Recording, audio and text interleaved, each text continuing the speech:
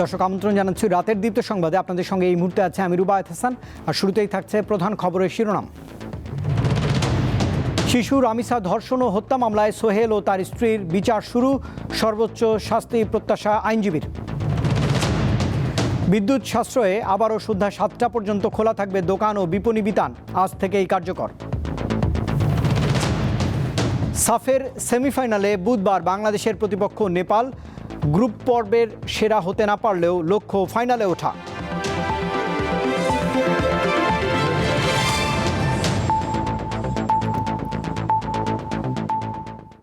এবারে পুরো আয়োজন।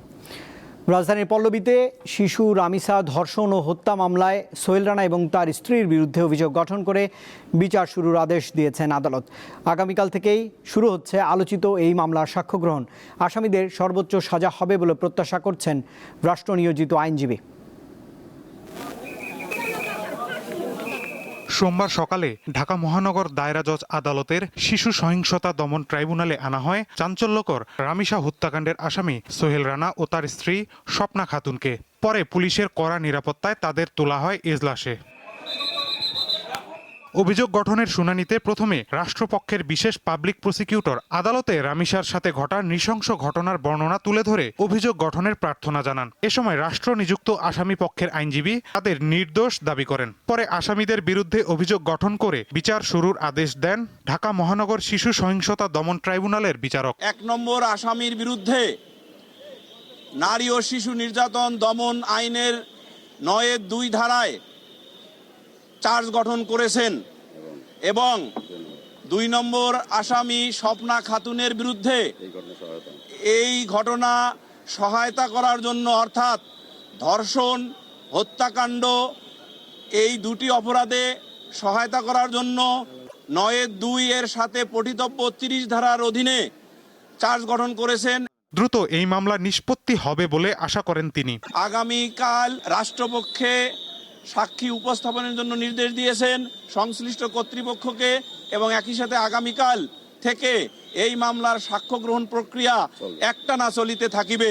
তবে গণমাধ্যমের সঙ্গে কথা বলেননি রাষ্ট্র নিযুক্ত আসামি পক্ষের আইনজীবী। মঙ্গলবার থেকে শুরু হওয়া এই মামলায় রামিসার বাবা মা, বোন, চাচা চাচি, প্রতিবেশী ও পুলিশের 6 সদস্য সহ 18 জনের সাক্ষ্য নেয়ার কথা রয়েছে। মাহিদুর রহমান, দীপ্ত সংবাদ, ঢাকা। বিদ্যুৎ সাশ্রয়ে দেশের সকল বিপণী বিতান এবং দোকান আবারও সন্ধ্যা 7টায় বন্ধ করার নির্দেশনা জারি করেছে সরকার। একই সঙ্গে সকল ধরনের বিলবোর্ডের আলোকসজ্জাও সন্ধ্যা 7টার মধ্যে বন্ধ করতে হবে। এছাড়া দেশের বিভিন্ন এলাকায় চলমান ও অনুষ্ঠিতব্য মেলা, বাণিজ্য মেলা এবং সাংস্কৃতিক অনুষ্ঠানও সন্ধ্যা 7টার মধ্যে শেষ করার নির্দেশনা দেওয়া হয়েছে। সোমবার বিদ্যুৎ বিভাগের সমন্বয়ে 2 শাখা থেকে এই সংক্রান্ত নির্দেশনা জারি করে দেশের সকল সিটি কর্পোরেশনের মেয়র এবং প্রশাসক, বিভাগীয় কমিশনার এবং জেলা প্রশাসকদের কাছে পাঠানো হয়েছে। আদেশেও আরও বলা হচ্ছে, এর আগে পবিত্র ঈদ উল আজহা উপলক্ষে ব্যবসা বাণিজ্যের সুবিধার্থে সাময়িকভাবে এই সময়সীমা রাত 10টা পর্যন্ত বাড়ানো হয়েছিল। সেই বিশেষ সুবিধার মেয়াদ শেষ হওয়ায় 1 জুন থেকেই আবারও আগের সিদ্ধান্ত কার্যকর করা হয়েছে।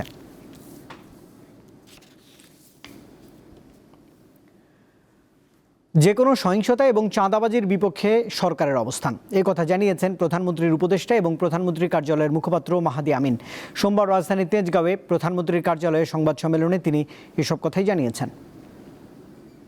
যে কোনো সহিংসতা, সন্ত্রাসী কর্মকাণ্ড, চাঁদাবাজি এগুলোর বিরুদ্ধে কঠোর অবস্থানে রয়েছি এবং যত দ্রুত সম্ভব যেখানে কার্যকর উদ্যোগ নেওয়া প্রয়োজন সেগুলো গ্রহণ করব। এই কোরবানির ঈদে আমরা দেখেছি ঈদের দিন এবং তার আগে পরে যে বন্ধগুলো ছিল সেখানে অন্য যে কোনো সময়ের সাথে নিরাপত্তা যথেষ্ট ভালো। রাজধানী দিলকুশায় ইসলামী ব্যাংকের প্রধান কার্যালয়ের সামনে বিক্ষোভ করেছে একদল লোক। সকাল 9:30টায় এই কর্মসূচি শুরু হলে এক পর্যায়ে জলকামান এবং সাউন্ড গ্রেনেড নিক্ষেপ করে আয়োজকদের সরিয়ে দেয় পুলিশ। ইসলামী ব্যাংক গ্রাহক ফোরামের ব্যানারে এই কর্মসূচি ডাকা হয়। বিক্ষোভকারীরা নতুন চেয়ারম্যানের পদত্যাগ সহ 5 দফা দাবি জানিয়েছে। উদ্ভূত পরিস্থিতিতে আজ ব্যাংকের পূর্ব নির্ধারিত পরিচালনা পর্ষদের সভাও অনুষ্ঠিত হতে পারেনি।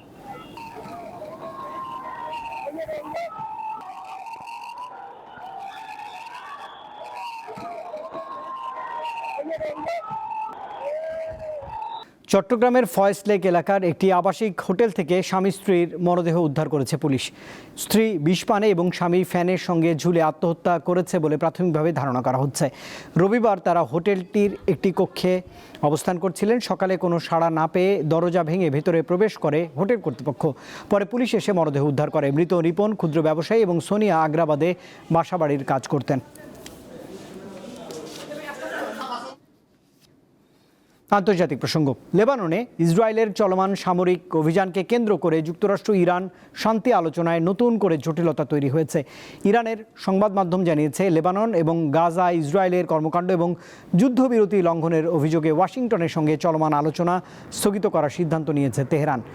ইসলামী বিপ্লবী গার্ড বাহিনীর ঘনিষ্ঠ তাসনিম নিউজ জানিয়েছে, লেবাননে জায়নবাদী শাসনের অপরাধ অব্যাহত থাকার কারণে ইরান মধ্যস্থতাকারীর মাধ্যমে পরিচালিত আলোচনা এবং খসড়া নথি আদান প্রদান বন্ধ করবে।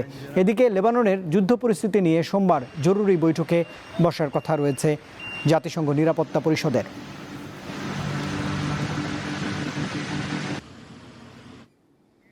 এবারে গ্লো অ্যান্ড লাভলি সাফ উইমেন চ্যাম্পিয়নশিপ 2026।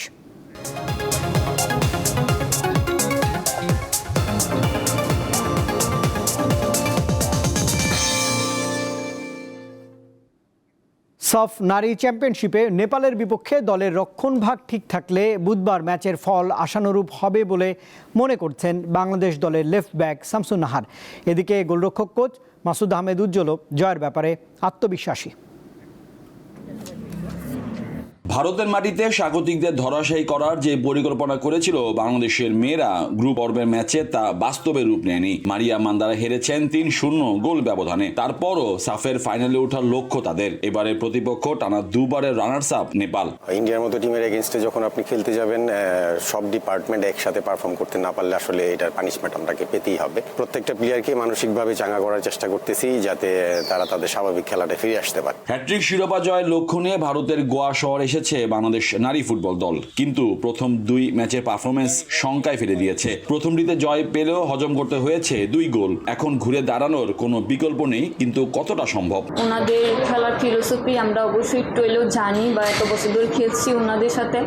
ওরা বেশিরভাগ খেলে উইং দিয়ে খেলে। আমরা চাবো যে উইংগুলা ব্লক করলে, যে উইং থেকে যদি বল না আসতে পারে তাহলে তো তাদের স্ট্রাইকার ফিনিশ করতে পারবে না। গ্রুপ পর্বের প্রথম 2 ম্যাচ হয়েছে রাতে। বুধবার সেমিফাইনাল খেলা হবে ঢাকার সময় বিকেল 5টায়। গোয়ায় 35 ডিগ্রি সেলসিয়াসে বেশি তাপমাত্রায় এটি বাংলাদেশের মেয়েদের জন্য বড় চ্যালেঞ্জ।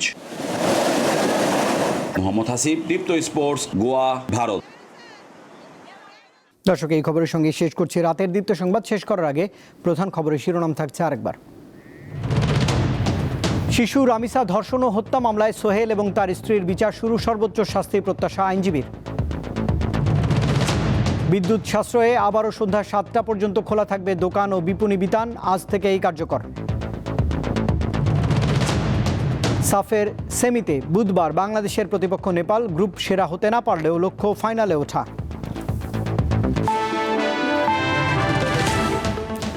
দর্শক, এই ছিল এখনকার মতো। এতক্ষণ সঙ্গে থাকবার জন্য ধন্যবাদ সবাইকে। আরও তথ্য বিনোদনের জন্য যুক্ত থাকতে পারেন দীপ্ত টেলিভিশনের ডিজিটাল প্ল্যাটফর্মগুলোতে। শুভরাত্রি।